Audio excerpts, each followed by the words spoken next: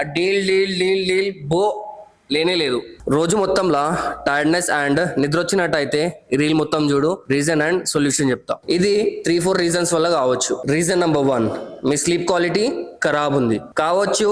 నువ్వు 6 లేదా 8 గంటలు వండుకోవచ్చు, కానీ నీ బాడీ అనేది డీప్ స్లీప్ లో పోతలేదు. ఈ డీప్ స్లీప్ ఏంద్రా బాయ్ అంటే, నువ్వు వండుకునే 6 నుంచి 8 గంటలు ఏదైతే ఉందో దాంట్లో లాస్ట్ 2 నుంచి 3 గంటలు ఏదైతే ఉందో లాస్ట్ లా దాంట్లో నీ బాడీ అనేది డీప్ స్లీప్ లో పోతుంది. అయితే ఈడ నీ బాడీలో గ్రోత్ హార్మోన్స్ రిలీజ్ అవుతాయి.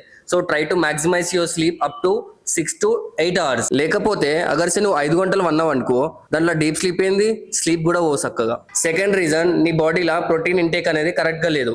లేకపోతే నీ బాడీలో విటమిన్ B12 అనేది ఆ డీల్ డీల్ డీల్ డీల్ బో లేనే లేదు.